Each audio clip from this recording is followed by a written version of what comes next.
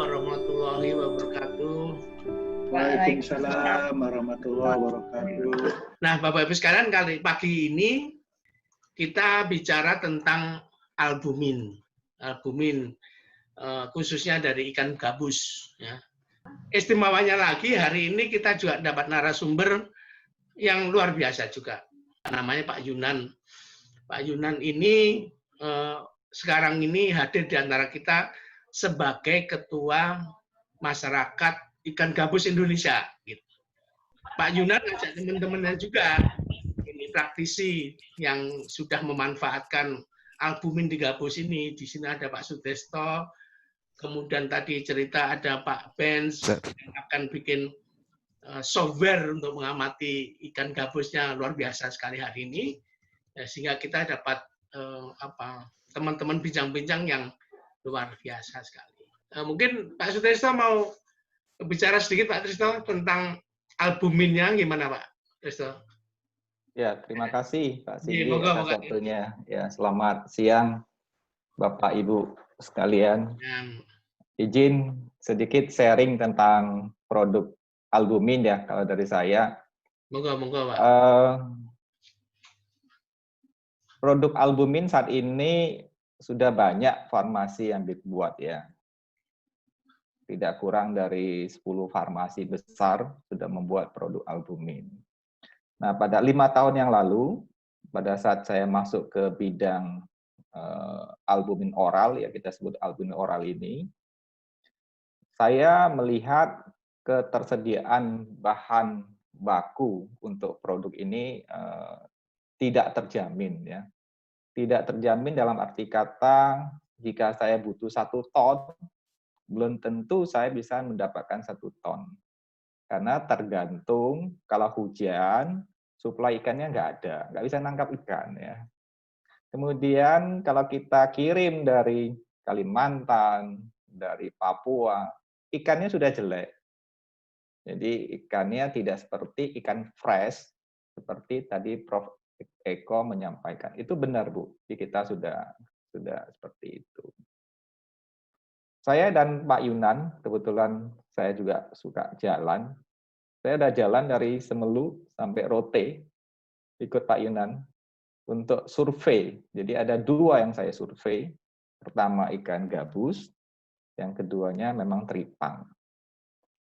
Nah memang ikan gabus ini belum ada saat ini yang budidaya secara intensif. Banyak faktor, ya banyak sekali faktor-faktor yang kami dengar dari teman-teman budidaya di lapangan, kendalanya banyak sekali. Ya, saya kira faktornya banyak. Pertama, nilai ekonomisnya masih kurang. Bu. Ikan gabus itu kan perlu 9 bulan. Nah, antara biaya budidaya, pakan, dengan harga jualnya saat ini belum masuk. Belum masuk, Bu. Iya. Karena kita belum ada bibit ikan gabus yang baik ya, yang bisa dibudidaya mungkin 3 bulan jadi gitu. Itu belum ada. Nah, itulah yang menjadi perhatian saya, perhatian teman-teman ya yang ini, bagaimana ini didorong ya ke government terutama yang punya aset, punya resource untuk mengembangkan ikan gabus yang premium ya, yang cepat dibudidaya seperti ikan lele begitu. Itu yang kami. Itu apa, Pak Tris? Ya, Pak. Jenisnya apa? Striata juga?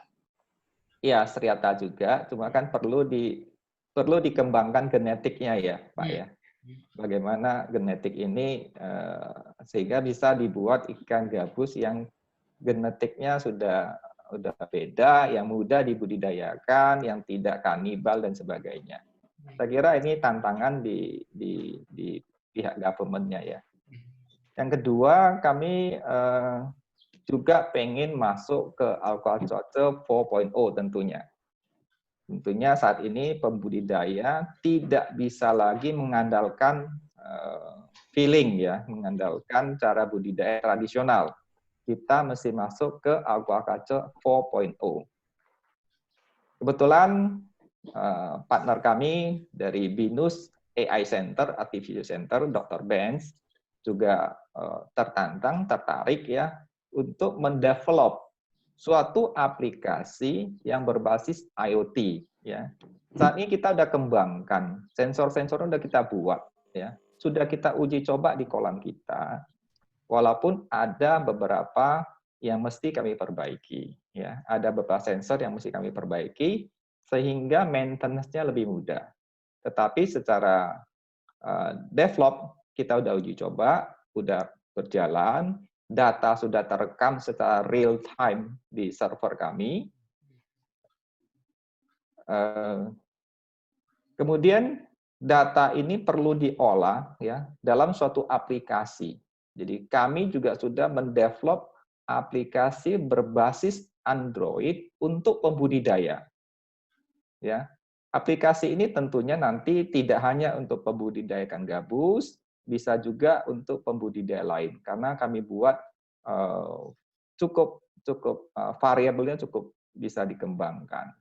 Jadi kita bisa melihat FCR-nya, kita melihat tingkat mortality-nya dan sebagainya. Nah, harapan kami tentunya kami bisa berkolaborasi ya dengan siapa saja untuk kita kembangkan ya, untuk kita kembangkan aplikasi atau teknologi aquaculture 4.0 ini ya. Kita kolaborasikan teman-teman yang sudah membuat misalnya auto feeder, membuat apa yang lain bisa dikonekkan dengan yang kami buat juga ya. Kami siap untuk berkolaborasi. Kalau Pak Tristo, kalau yang albuminnya sendiri Bapak sudah mulai produksi juga ya itu yang? Iya, Pak. Kita untuk produksi albumin sudah 5 tahun, Pak. Jadi sudah 5 tahun. Apa Pak? Kami merek kami ada beberapa. Pertama Cana. Jadi kalau Bapak search di web cana.id itu kita punya. Cana.id kita punya. Oke, saya coba share ya. Mudah-mudahan. Itu dia. Itu dia. Ya. Oke. Oh, karena plus. Ya, karena imuno, karena ada striamin ya. Ya, striamin yang tadi. Striatamin, Pak. Striatamin dia. Yang Cana Plus ini kombinasi ekstra ikan gabus dengan ekstrak teripang, Pak. Oh, gitu. Iya, iya.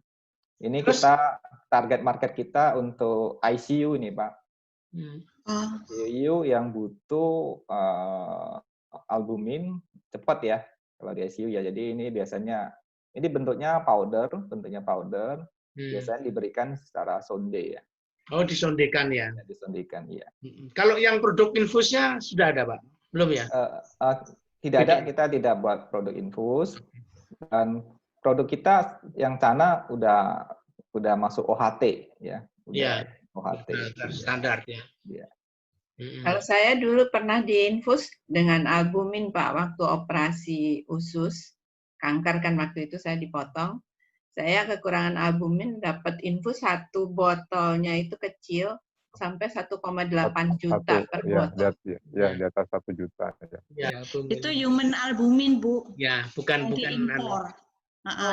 Ya, makanya mahal ya. Mahal. Itu totally impor itu. Ya, dan bukan dari ikan itu, memang dari. Bukan. Ya. Tidak. Bukan. Kalau dari ikan itu masuknya oral dulu. Kemudian kita buat striatamin, kombinasi ikan gabus dengan ekstrak kunyit. Kemudian kita juga buat ikan gabus untuk imunomodulator, kombinasi dengan temulawak dan meniran. Kita juga buat cairan obat dalam.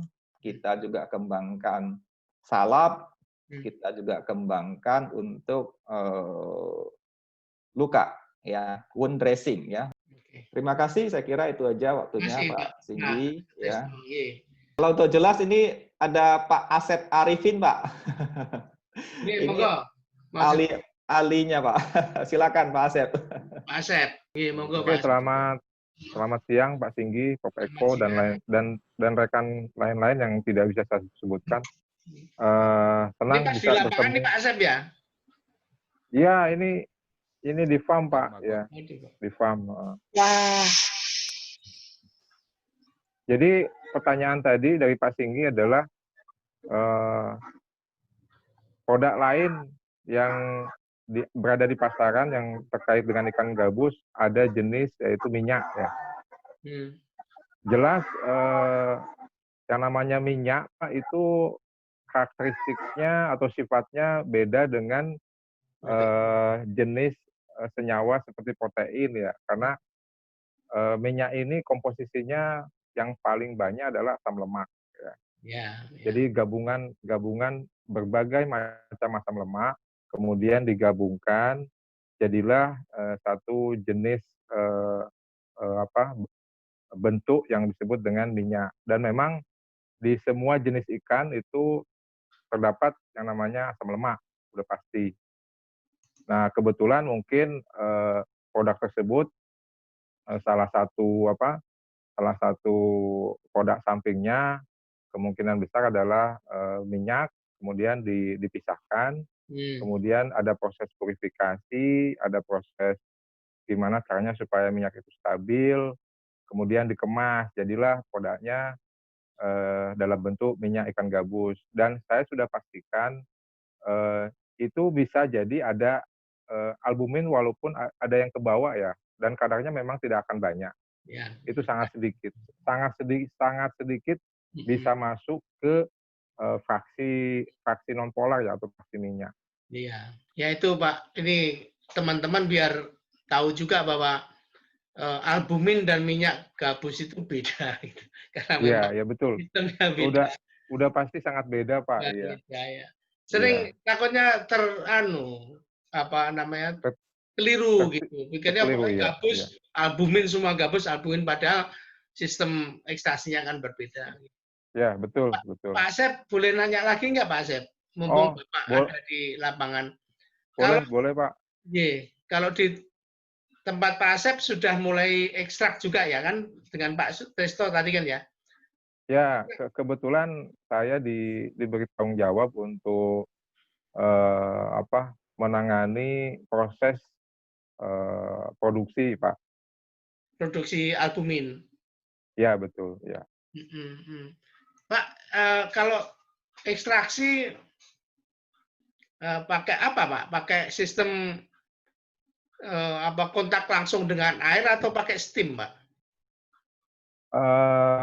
Kalau melihat dari karakter protein ya Pak, karakter protein itu ada istilahnya denaturasi. Kalau protein sudah masuk suhu yang bisa dia denaturasi, sudah otomatis proteinnya sudah tidak akan aktif. Cirinya protein tidak aktif adalah dia akan tidak larut di air atau mengendap. Nah, itu yang dihindari setiap proses ekstraksi untuk ikan. Untuk ikan umumnya ya, khususnya untuk ikan gabus.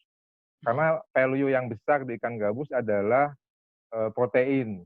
Nah, value protein ini dijaga supaya selama proses ekstraksi itu tidak titik denaturasinya itu tidak ketemu.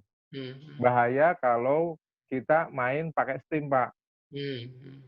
Kalau main pakai steam berarti suhunya sudah tinggi sekali sudah ya. suhu uap, otomatis protein yang ada di dalam ikan gabus sudah pasti akan mengalami proses denaturasi.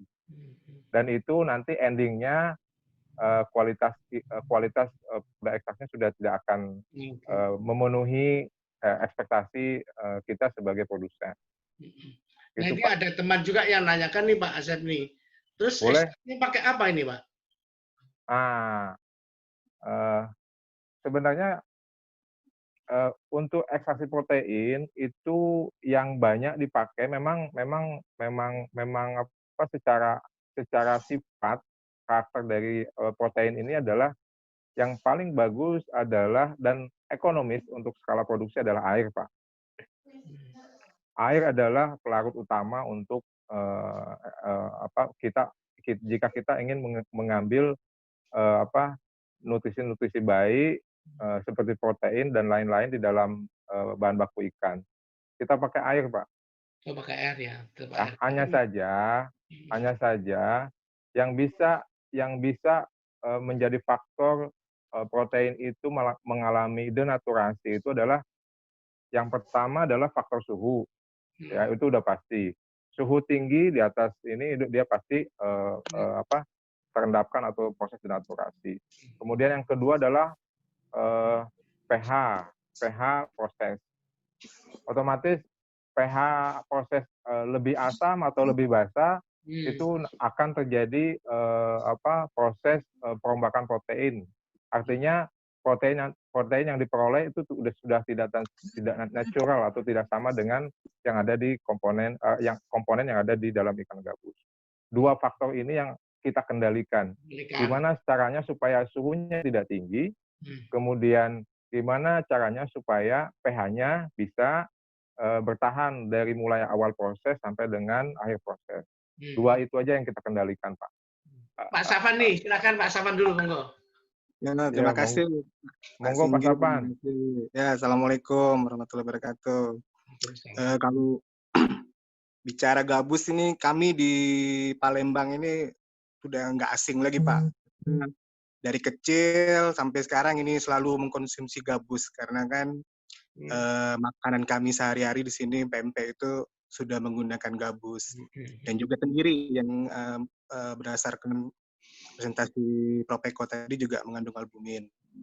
Nah, saya ingin tahu gimana itu apa ada bedanya tadi kan gabusnya itu dibesarkan atau dibudidayakan ya Pak ya, atau kadar albuminnya nanti berpengaruh dengan gabus yang ditangkap langsung dengan yang dibudidayakan. Itu. Terus juga gabus ini kan sebetulnya ikan konsumsi ekonomis, tapi di daerah-daerah tertentu merupakan ikan invasif, jadi ikan yang dilarang istilahnya ya. Di Amerika bahkan ini ada undang-undangnya ikan gabus ini termasuk ikan aliens di sana. Nah ini kebetulan saya lihat juga genus cana ya, genus cana. Nah itu spesiesnya itu harus striata karena kan jenis spesies yang lain seperti Thomas, Pelerophthalmus, Macropeltes, Lucius itu mungkin memiliki albumin yang juga banyak atau mungkin bahkan lebih bagus dari striata ya Pak. Ya gitu, itu aja Pak. Jadi saya senang sekali nih bisa gabung di acara ini. Pak Safran, sebetulnya kalau untuk budidaya itu kan tergantung sekali dengan pakan, pakan dan lain-lain. Pakan lah terutama itu. Nah, tapi albuminnya sendiri itu sebetulnya memang ada sih beda. Nggak banyak, tapi ada. Jadi yang alam itu memang lebih bagus. Hanya memang kita kan juga dituntut untuk sustain dan sebagainya. Jadi yang alam itu ya kalau dipelihara dengan benar, dengan kaidah-kaidah, jadi misalnya pakannya kan ada aturan-aturannya itu ya bagus.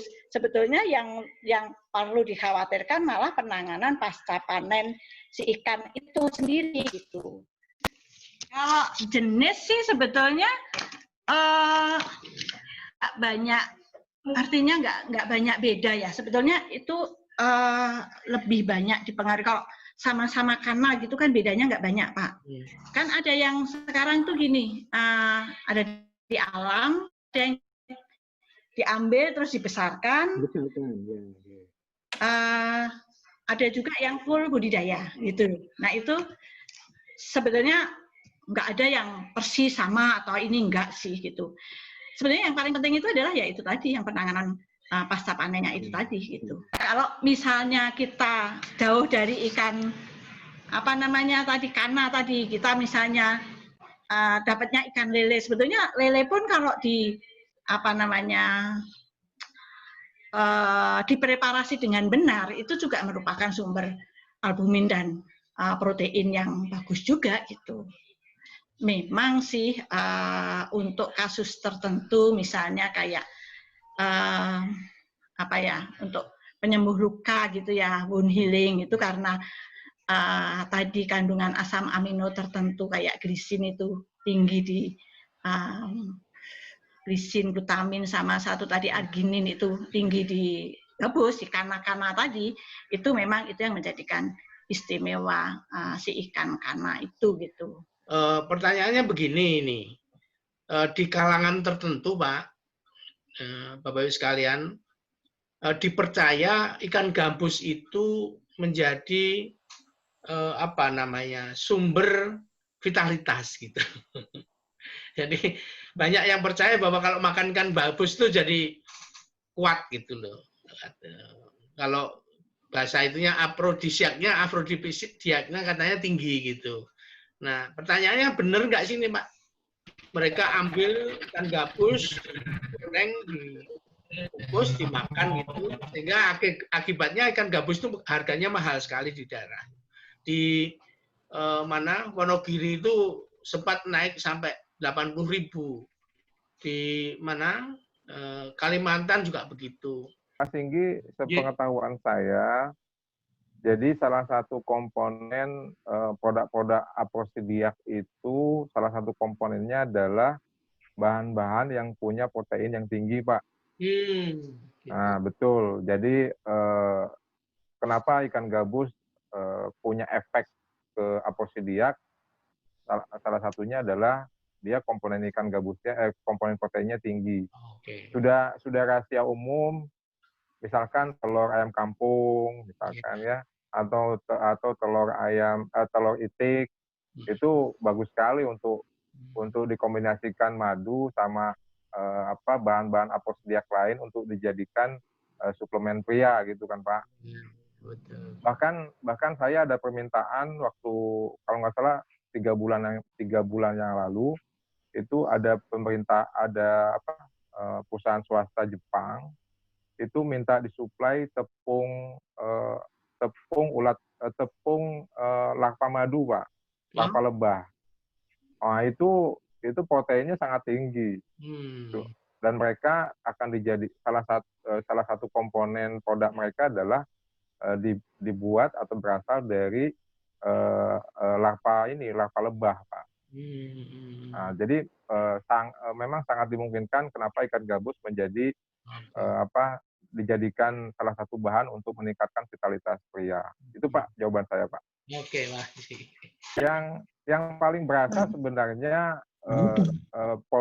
yang paling berasa adalah produk kita yang bentuknya cairan. Bentuknya solution itu kalau untuk diserap tubuh itu lebih cepat dibandingkan produk berupa serbuk atau kapsul. Karena kan kalau sudah cairan masuk lambung nanti langsung diserap sama tubuh kita lebih cepat. Ya. Pak Asep, yang produknya liquid tadi, cairan tadi, klaimnya apa Pak? Klaimnya untuk meningkatkan imunitas Pak. Oh, imunitasnya. Iya. Itu yang dicampur dengan temulawak tadi, bukan? Ya. Kita formulasikan, kita padukan kekuatan hewani sama kekuatan tumbuhan. Salah satu yang kita pakai adalah yang paling cocok memang temulawak sama meniran, Pak. Kau bisa nambahkan? Konsumsi high protein ya Pak ya, gitu ya. Ya, betul. Kalau teripang itu kan punya potensi itu karena kandungan hormon-hormon yang ke arah sana itu kan tinggi gitu. Kalau ini enggak gitu. Jadi ya pure mungkin karena konsentrasi protein yang kita konsumsi aja gitu yang banyak. Ya.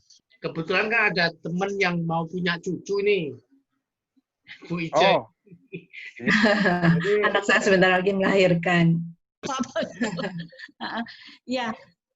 Kalau tadi Bu Ice mau putrinya yang mau melahirkan itu, ya itu Bu dianu aja nanti kalau pas melahirkan supaya cepat pulih luka habis melahirkan itu dibuatkan aja itu, dibikin sendiri nggak apa-apa dari ikan gabus yang masih hidup dimatikan kemudian baru dikukus gitu. Kukus aja ya. Supaya karena amis ya, jadi amis sekali ya.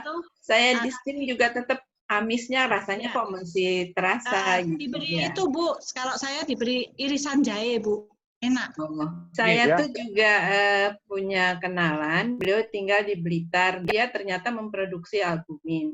sejarahnya dia memproduksi itu karena istrinya dulu itu bidan, kemudian juga banyak yang melahirkan, membutuhkan itu sangat mendukung ya. Kemudian dia mencoba memproduksi itu dan saya lihat di internet nampaknya dia masih memproduksi dan sekarang dengan beberapa rasa, ada yang jambu, ada yang strawberry, ada melon gitu. Dia bentuknya cair, Pak, dan harus disimpan di dalam kulkas kalau dalam suhu yang dingin gitu. Bu Ica, itu kalau seikanku, si pemiliknya itu pernah ke kantor memang, dan saya juga pernah ke sana. Sebetulnya sih kalau isinya ya namanya ekstrak albumin plus ekstrak ikan lah, ikan yang ekstrak protein yang larut air ya gitu. Nah itu ya sama, makanya kan dia harus disimpan di suhu dingin kan, gitu. Betul. Karena di sekitar Blitar itu, Blitar, Malang itu banyak sekali UKM mengekstrak ekstrak albumin dari itu dari gabus ini. Makanya gabus dari Karangkates ya itu kayaknya habis. Mereka mendatangkan dari tempat lain juga gitu ininya. Pak Singgi. Gini Pak, misi perusahaan kita adalah untuk membuat produk gabus ini go internasional, Pak. Oke. Ya, jadinya kalau misalnya nasional kita sudah pegang, kemudian jadi global, itu udah pasti kita akan butuh banyak bahan baku, Pak. Pak Asep, yang menjadi narasumber, Pak Resto, Pak Yunan, Bu Ekawati, terima kasih. Bincang-bincang yang luar biasa. Banyak yang hadir, termasuk pelaku-pelaku usaha, sehingga kita lebih mengenal albumin lebih jauh ya. Kita bisa lihat produknya tadi, Pak Trisno, banyak sekali produknya. Ada yang cair juga, liquid. Yang paling dekat untuk ini Pak, yang paling dekat untuk COVID Pak. Untuk COVID ya. Yang paling dekat itu yang paling dekat untuk COVID Pak. Nah itu dia. Baik Bapak Ibu sekalian, terima kasih atas kontribusinya, terutama para narasumber. Makasih Pak Singgi, makasih semua. Terima kasih semuanya. Terima kasih. Terus yang lebih serius ya Pak Singgi. Terima kasih. Terima kasih. Terima kasih. Terima kasih semuanya. Assalamualaikum. Waalaikumsalam. Waalaikumsalam warahmatullahi wabarakatuh.